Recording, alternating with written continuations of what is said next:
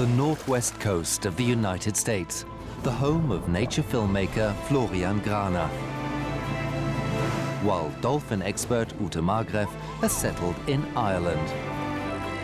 The two German expatriates have never met, but share a common passion.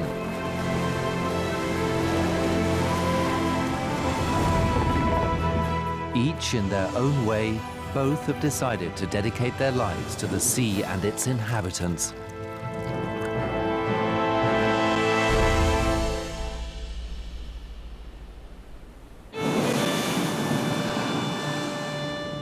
The rugged coastline of Ireland is Ute Margreff's second home. For the last 11 years, she has been studying solitary dolphins. The scientist has a special relationship with a female dolphin called Mara. Ute accompanies Mara all year round and has acquired astonishing insights. The Salish Sea in the northwest of the United States is characterized by fjords and mighty mountains. Fascinated by the untamed landscape, marine biologist and nature filmmaker Florian Graner has made a home on Puget Sound.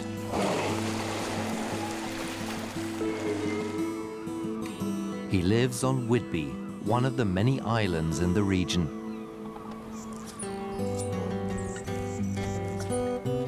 Florian's house is only a stone's throw from the sea.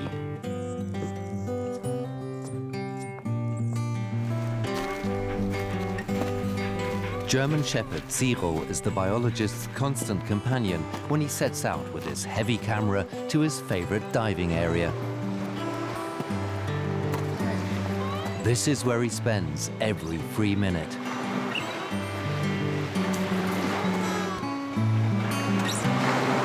From here, he can get straight into the water without having to carry his bulky equipment very far. While Florian dives, Zero waits patiently on the beach.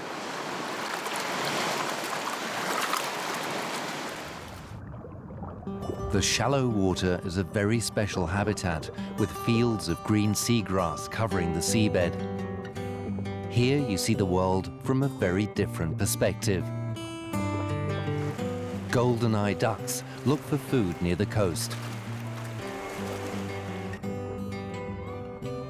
They comb the seagrass for shellfish, snails, and fish spawn.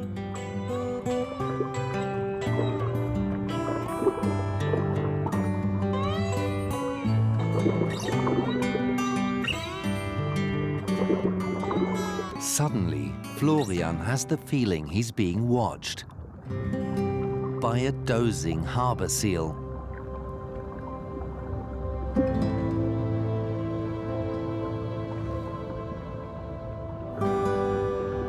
The waving seagrass is where the seals sleep. They can stay underwater for more than half an hour. Their sedateness and chubby shape are deceptive. Seals are, in fact, extremely athletic. It takes only a few flaps of their fins to reach the deepest parts of the fjord, 700 meters under the surface. Although Florian comes across seals on almost every dive, he's always impressed by their elegance and curiosity.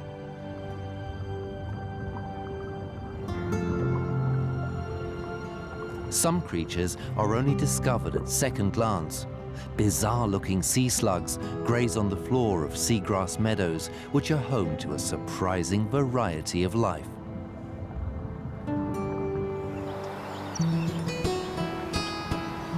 On the western edge of Europe, the wild coast of Ireland has been formed by the waves of the Atlantic. The Emerald Isle is a land full of myth and mystery. Some of the most astonishing stories are, however, true.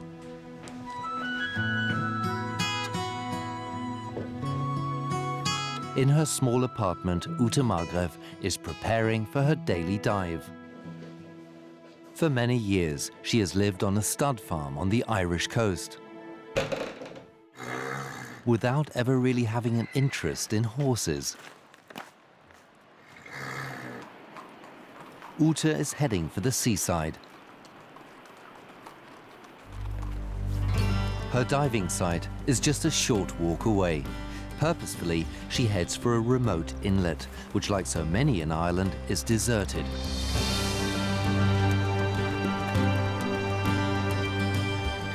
But this bay has a secret.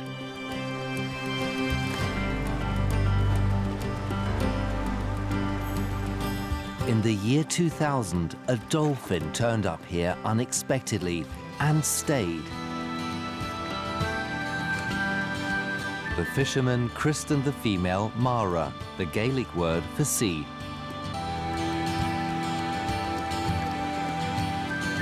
Since that time, Ute has accompanied Mara in all the different seasons, probably the only human who voluntarily spends up to 7 hours at a time in the cold waters of the Atlantic.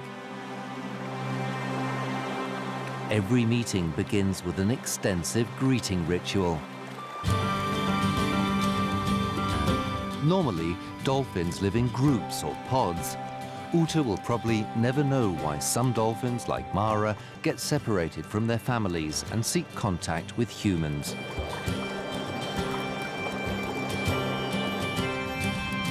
Over the years, an unusual and close relationship has developed between Ute and Mara. This unconventional behavior is great good fortune for the scientist, who can thus accompany Mara in her underwater world. The Atlantic is cold, but highly nutritious, good conditions for a wide variety of wildlife. Dolphins, however, aren't universally popular. Mara's neighbors are mostly crabs that look for food near the coast.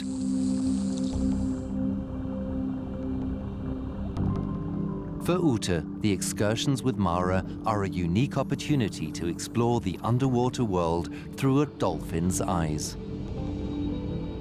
For hours, Mara shows her human companion around her realm of seaweed and rock.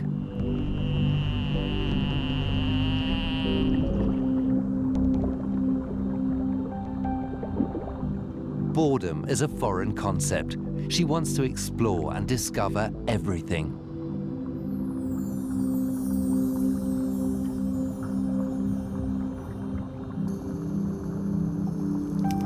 But Mara's sociability is not to everyone's liking. A young spider crab evades her approach by means of camouflage.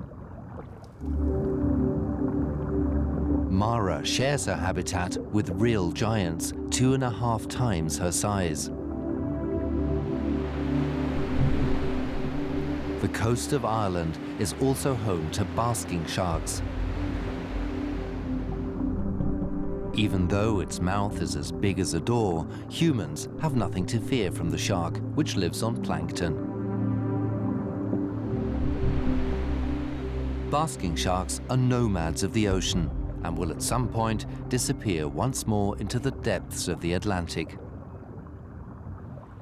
Vancouver Island, in the north of the Salish Sea. There's a pure heart behind the hill, waiting for you until you lay down your head in peace somewhere. Florian is hoping to find black bears here. You can roll off your fragile skin.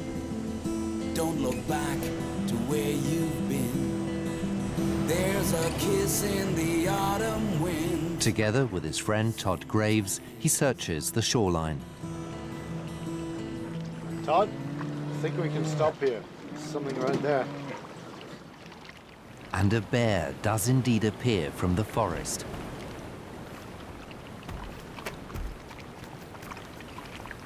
Florian thinks it's come down from the mountain, where it's been eating wild fruits.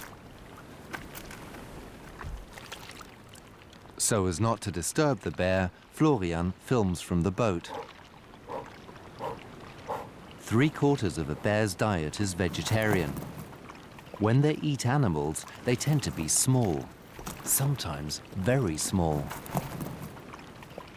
When the tide goes out, the crabs hide under the stones, a fact that has not gone unnoticed by the bear. But the bear doesn't appear to be all that hungry and moves off again.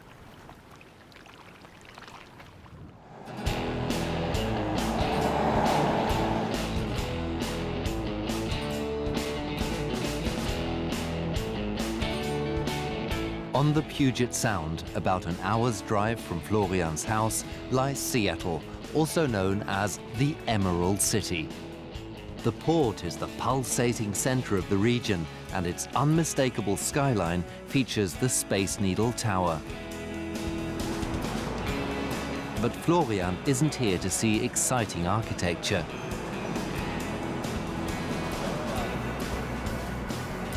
He is magically drawn to water. No one at the pier is aware of what's happening right under their noses. And not that many people would think of going diving in the city. Florian is one of the few, and he's hoping for a very special encounter.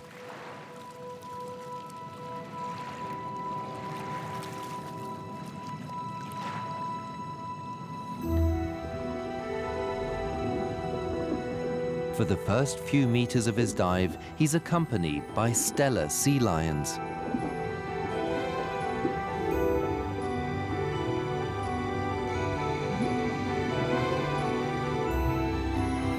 These, biggest of all species of sea lion, are looking for the same thing as Florian.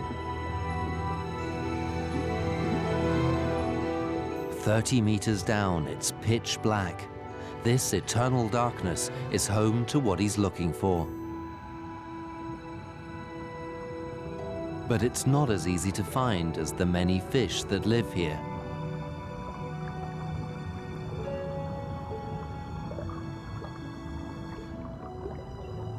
Florian is just about to give up when he catches sight of a movement in the glare of the light.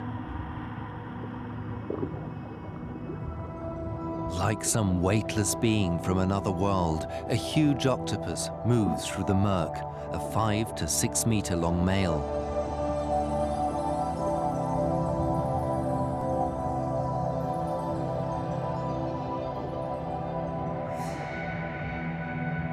Wolf eels, too, have something supernatural about them.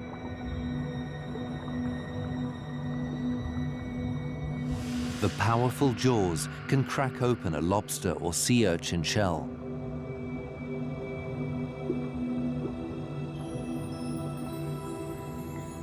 The giant octopus is on the lookout for a partner.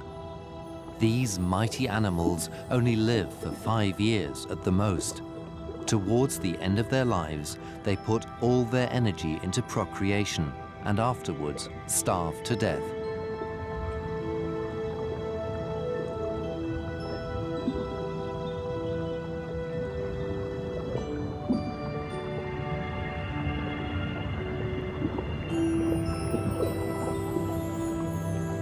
The love-hungry octopus searches cave after cave, but only startles a few wolf eels.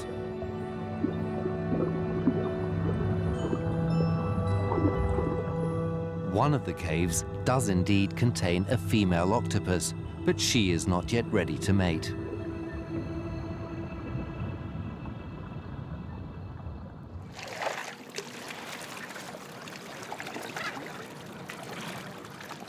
Florian's dive against the backdrop of the Seattle skyline was a complete success.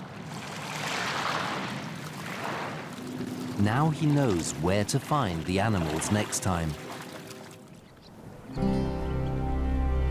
Ireland was once known as the Island of Saints, as evidenced by the numerous ruined churches and monasteries. Off the southwestern tip of Ireland lie the Skellig Islands. Historians surmise that 12 monks and an abbot once lived on St. Michael, but 800 years ago, the settlers left their stone houses forever.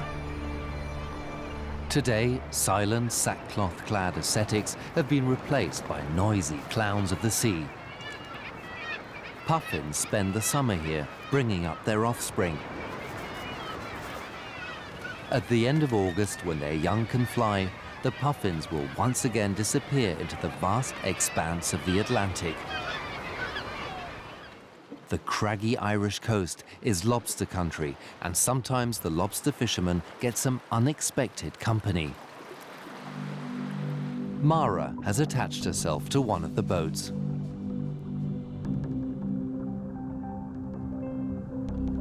Curious, she follows the line down to the lobster pods.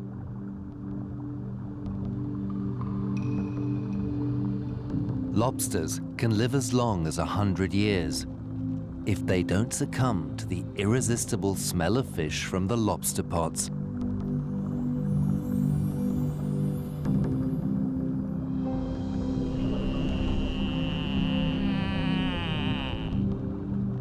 This lobster throws caution to the winds and seals its own fate.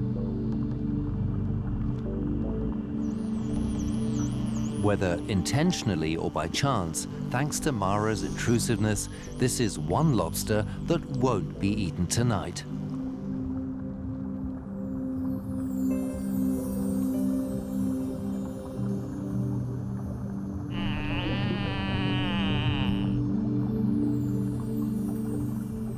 Her presence confuses the crustacean, which promptly beats a retreat.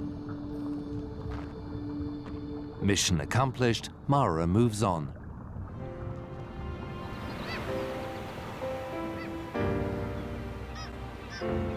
She isn't the only solitary dolphin on the Irish coast.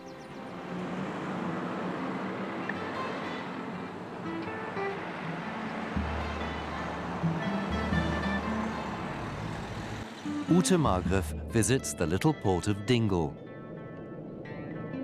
Once a sleepy fishing village, after the unexpected appearance of a dolphin in 1983, the place has changed beyond recognition.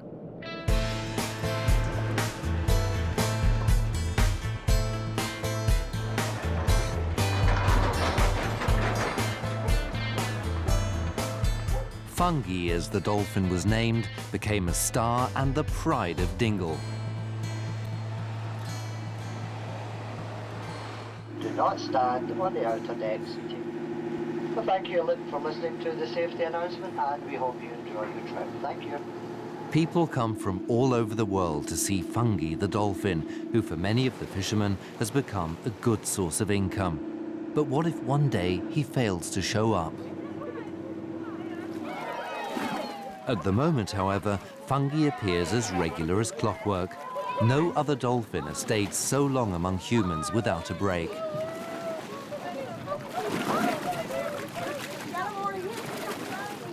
Ute's own life is closely linked to that of Fungi.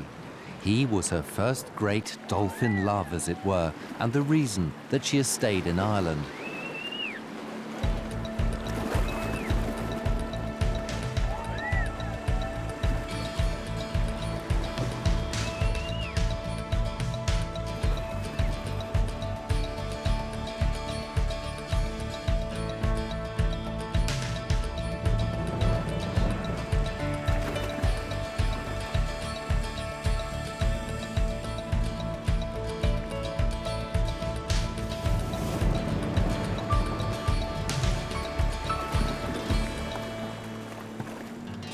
Fungi decides when the show is over. When he's had enough, he disappears. Where to, no one knows. Deception Pass, a passage connecting the narrow Puget Sound with the broader strait of Juan de Fuca. The area is well known for orcas. No other animal fascinates Florian as much as these black and white whales. And the marine biologist knows exactly where to find them.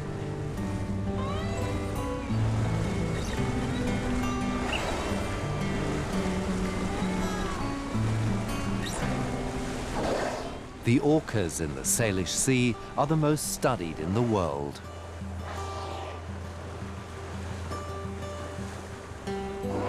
In contrast to many of their relatives, they are not nomadic and are thus known as residents. 3 clans totaling almost 90 animals roam the fjords hunting for food.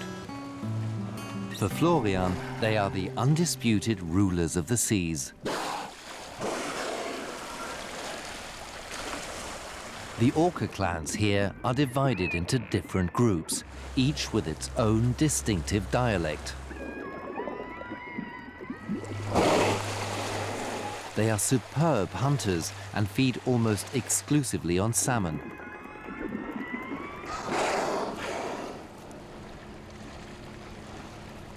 Due to the whale's unique behavior, scientists talk of an inherent orca culture. They know each individual animal. But the huge creatures are in danger.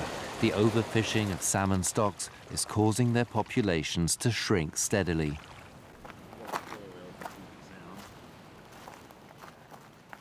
Florian meets Kenneth Balcom, one of the pioneers of orca research. Ken has been studying the animals for 35 years and has offered to identify the animals Florian has been filming. The naming that we do is alphanumeric. We just followed Mike Biggs' pattern of the first pod that he saw, he called A pod. Second one was B pod. And within each pod, he gave them a number. And when he got down here, the alphabet had J, K, and L, and that's what we have. Okay, that's L78. Has a open saddle, big finger on the saddle.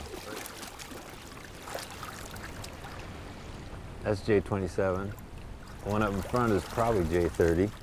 How were you able to say Well, he's got a very tall dorsal fin. There's J30 and 33. They're about 2 years different in age, and he's the older. All right. And so his fin's a little bit taller.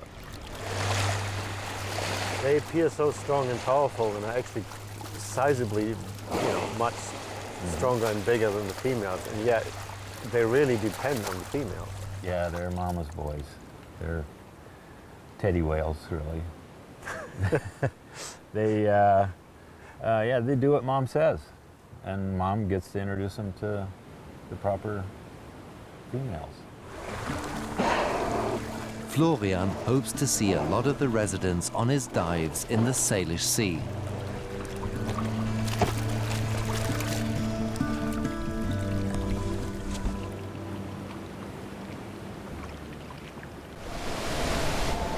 On the Irish coast, as so often in this part of the Atlantic, a storm is raging.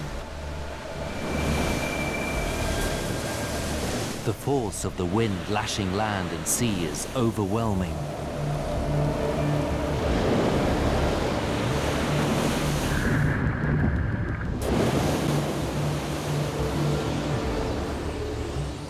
For Mara, the huge waves are no problem. Effortlessly, she glides through the rough sea.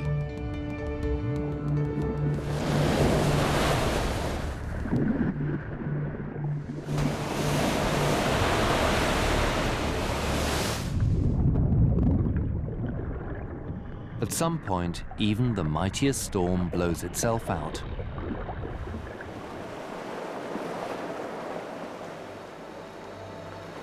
At the moment, it's still dangerous to dive, but Ute knows that right now, a lot of interesting things are going on underwater.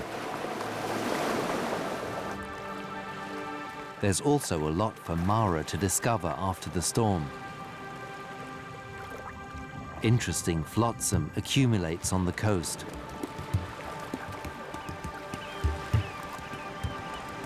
This cap now has a new owner. Mara not only seems to know what the object is, but also what it's for.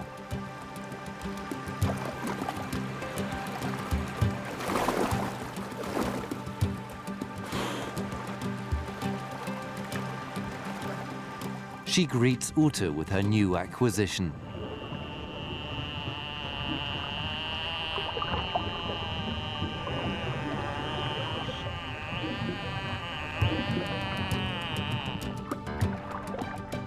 The dolphin watches with interest what Ute does with the strange object.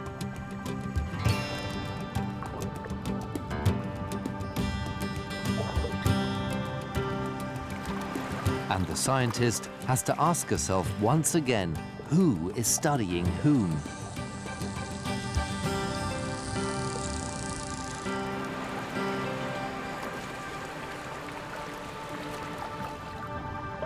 After further examination, Mara loses her interest in the hat and turns to other things.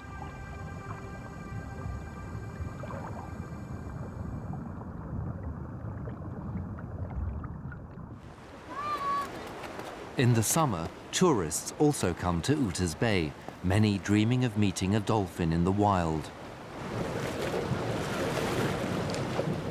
Few have any idea how strong an adult dolphin can be. Ute uses her underwater camera to film Mara propelling stones the size of footballs along the sea floor.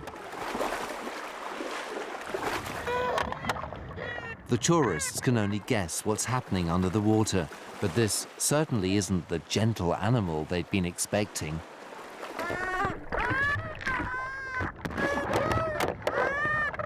Ute's recordings show that, besides elegance and curiosity, Mara has another wild side.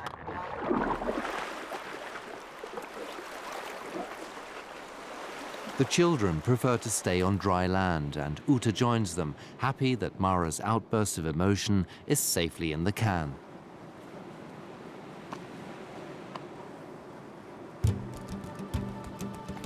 Mara's behavior has won the respect of the tourists. She has now calmed down again and seeks human contact.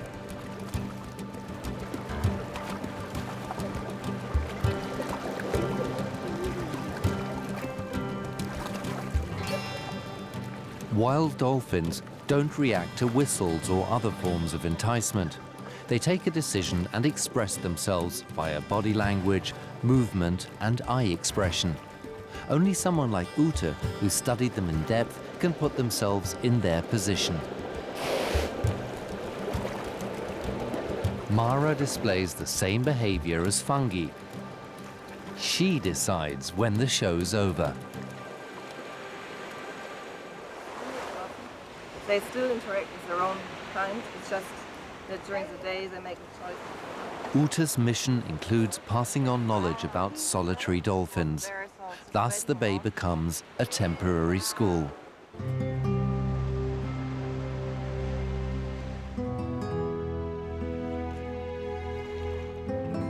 The night skyline of Seattle. Florian has returned to the realm of the giant octopus.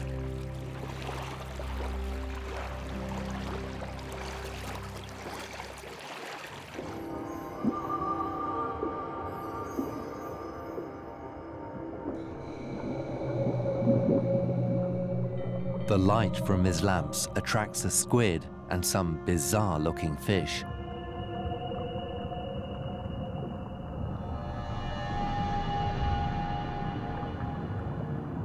Then, as if from nowhere, a male octopus moves through the beam of light, only to disappear into the darkness again a few seconds later. Maybe the same one as before.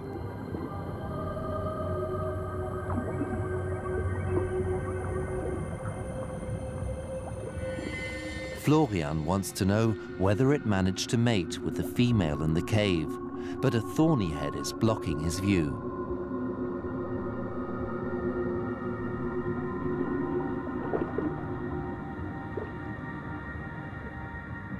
When the fish finally moves away, the filmmaker discovers long tentacles, fanning hanging threads full of tiny bubbles.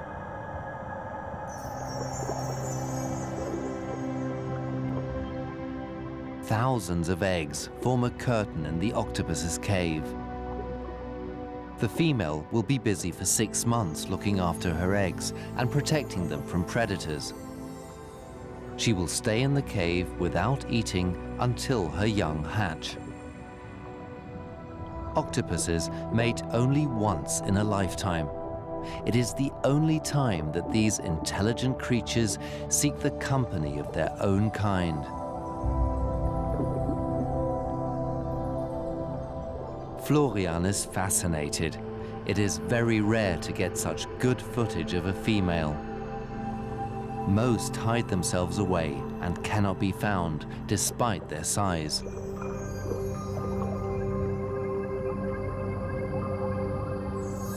Without pause, the female blows oxygen-rich water at her eggs and frees them from sediment.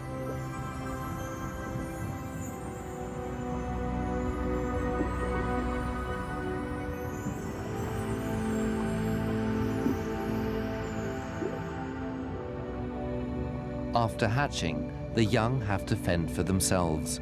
This is the moment that some of their enemies have been waiting for.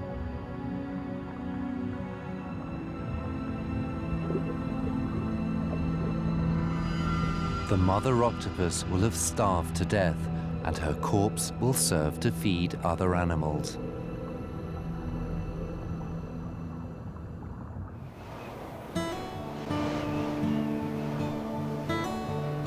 On the Emerald Isle, some time has passed since Mara's outburst. Ute has been away for a few days and is wondering if Mara is still in her bay.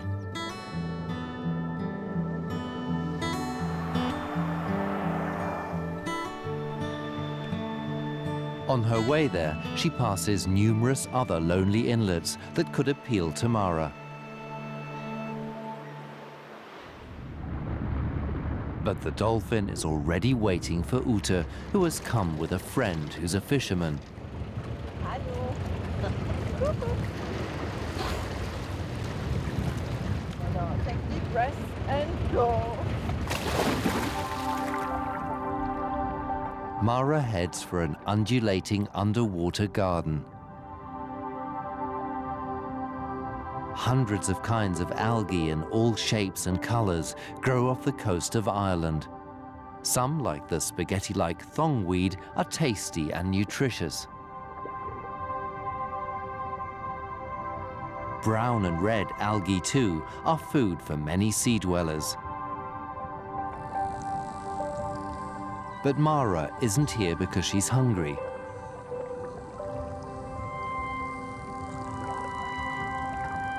She brings Ute a piece of bladderwrack.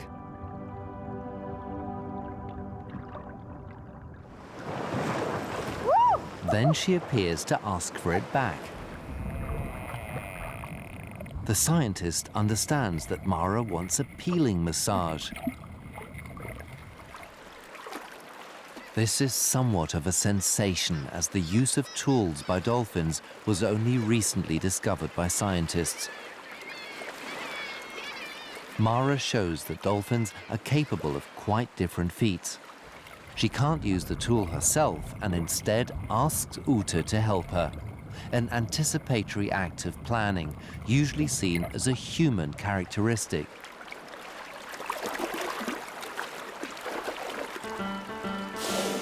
After the massage, Mara swims purposefully to the fishing boat.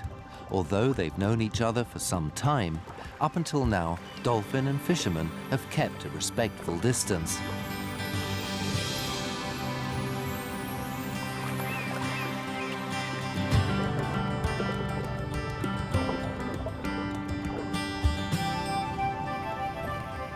Often, one fleeting contact is enough to break the ice.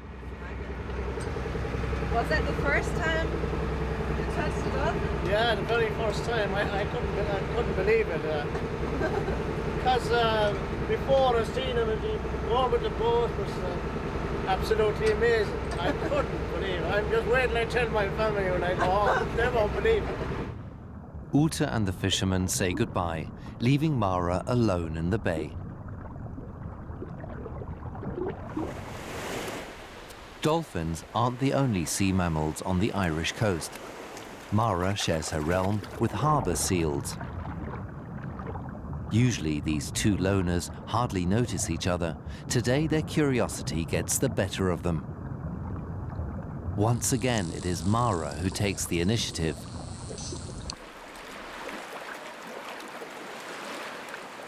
The seal is more cautious. Seals communicate visually. This one keeps Mara in view, while she in turn scans it with her sonar. The unusual encounter lasts for a few minutes, then both go their separate ways.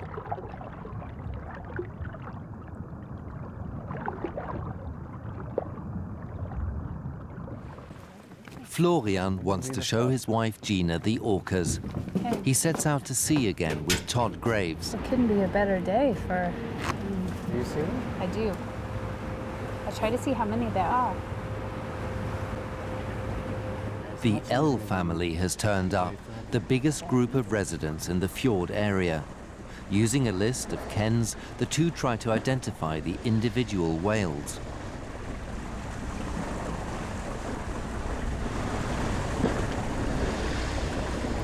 While Florian is busy filming, Gina makes a great discovery. Hey, Florian, look, there's a baby too. Only 3 to 5 young are born every year, each over 2 meters long. Orcas can be clearly identified from the markings below their dorsal fins. I saw that one. Look, it has a Really well. triangle. The light part is like a V, little curve there. I'm pretty sure that's him. L78. So some of these whales are so old, I can't believe it. I mean, Yes. it just makes it makes you have more respect for them, I think. I mean, you do anyway, and then you find out that, oh, she's born in 1928. Orcas aren't the only whales that Florian gets to film here. Every year, mighty grey whales pass through the Salish Sea.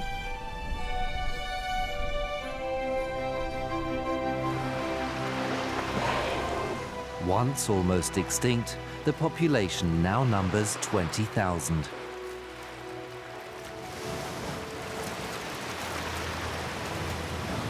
Growing up to 15 meters in length, these huge creatures eat microscopic shrimp that they filter out of the water. They feed only in the summer. The rest of the year, they rely on their reserves of fat. At around 10,000 kilometers a year, their migratory routes are longer than those of other whales.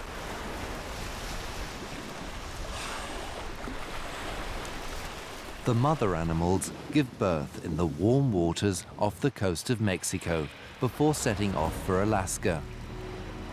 A perilous journey, above all for the calves.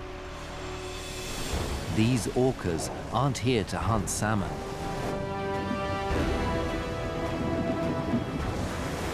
The grey whale calf is in great danger. These orcas are not from here. They are transients that patrol the west coast of the United States. They hunt grey whales.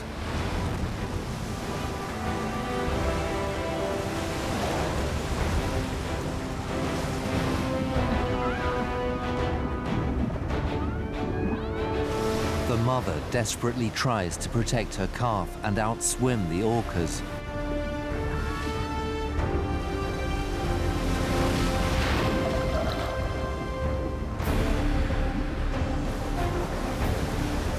The hunt goes on for several hours. The constant attacks leave the calf exhausted.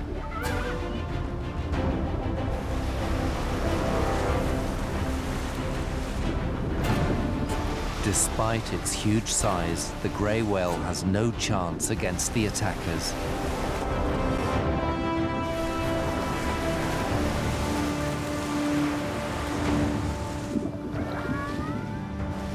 The mother loses the unfair fight, and her calf.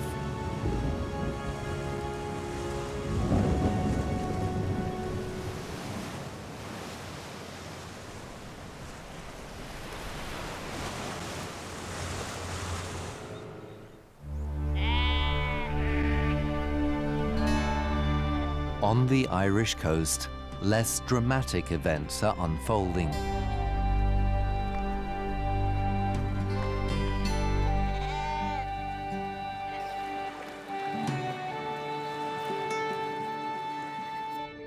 Besides Mara and fungi, another dolphin has achieved fame and fortune here.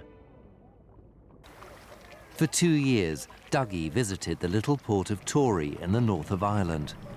For Ben, the ferryman's dog, it was love at first sight. As soon as Dougie appeared in the harbour, Ben rushed to join him.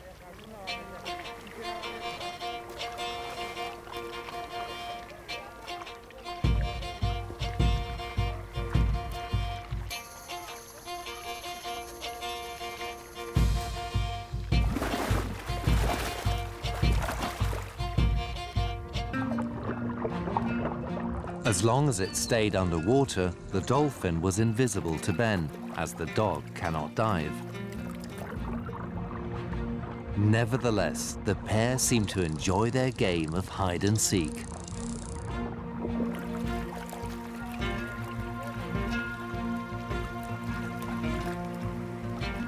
At one point, Dougie would surface or draw attention to himself in some other way.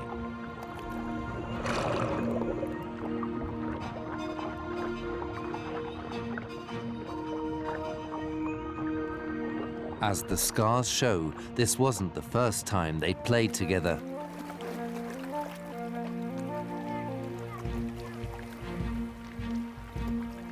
From a scientific point of view, this friendship cannot be explained, above all if you're of the opinion that nothing in nature occurs just for fun. What the pair really felt when playing together remains their secret.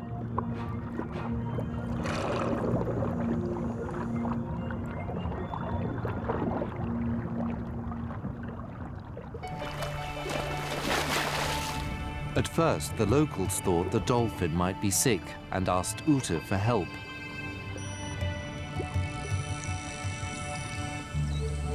The two scrutinized each other closely.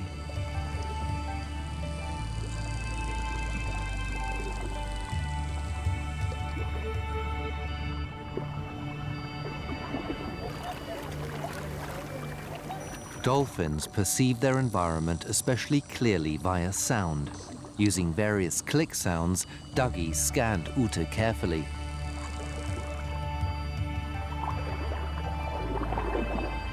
Ute was able to reassure the inhabitants of Torrey that their dolphin was young, healthy, and especially curious, just like Ben. She assumed that Dougie had come across Ben by chance in the harbor and they'd been playmates ever since. She also thought it possible that Dougie would disappear again as suddenly as he appeared. As things turned out, she was right. After 2 years, Dougie stopped showing up, and no one knows if he will ever return. All that Ben has left are memories.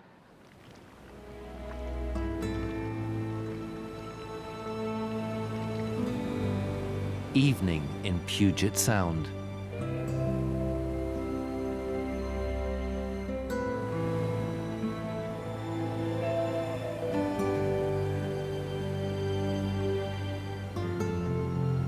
On a moonlit night, Florian prepares to dive on his local beach on Whidbey Island.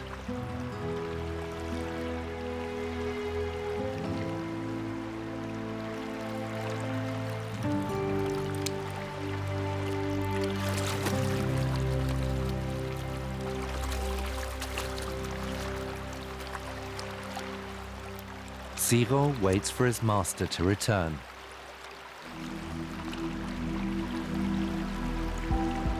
Swarms of smelts are looking for food. These smaller fish are food for a young salmon that hides in the seagrass during the day. But its enemies too are on the prowl. A spiny dogfish is on the lookout for some juicy salmon. Strange-looking sea slugs are fishing for food.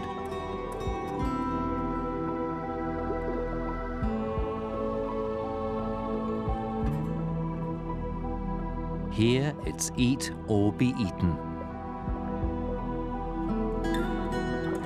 Bizarre creatures come up from the depths.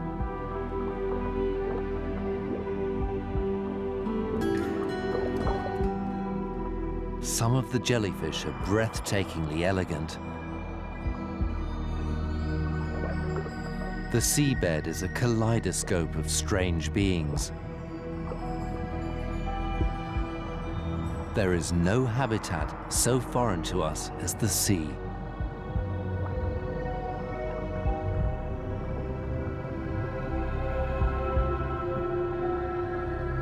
It's an archaic world of darkness that seems to be from another time.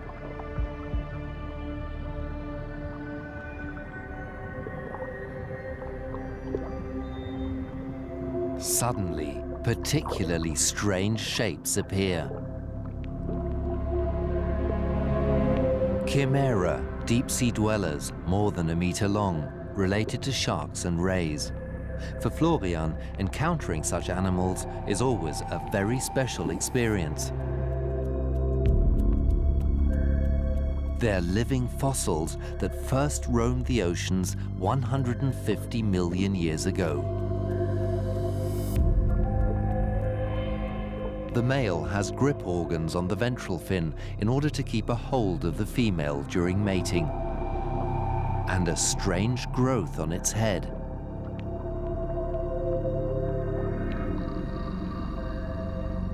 The light attracts a distant relative of the chimera, a spiny dogfish.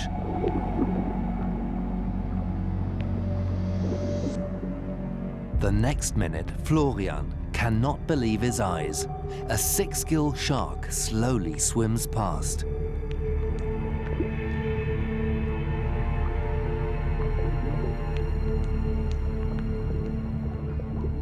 This powerful animal, 5 meters in length, is also a deep-sea dweller that comes to the upper levels to hunt.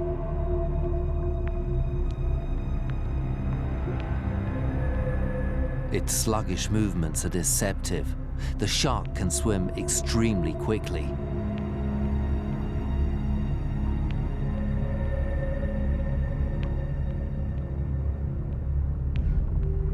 Even if no attacks on humans have been registered, its size alone demands Florian's respect.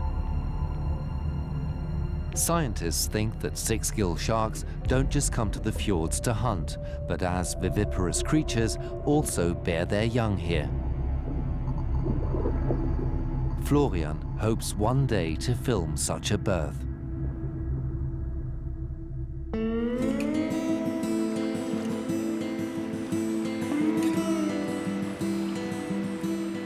The Salish Sea is Florian's personal paradise, a wilderness that he has fallen deeply in love with. Ireland became Ute Margreff's new home, where she pursues the study of solitary dolphins with passion and dedication. What Ute and Florian have in common is love and respect for the sea and its inhabitants.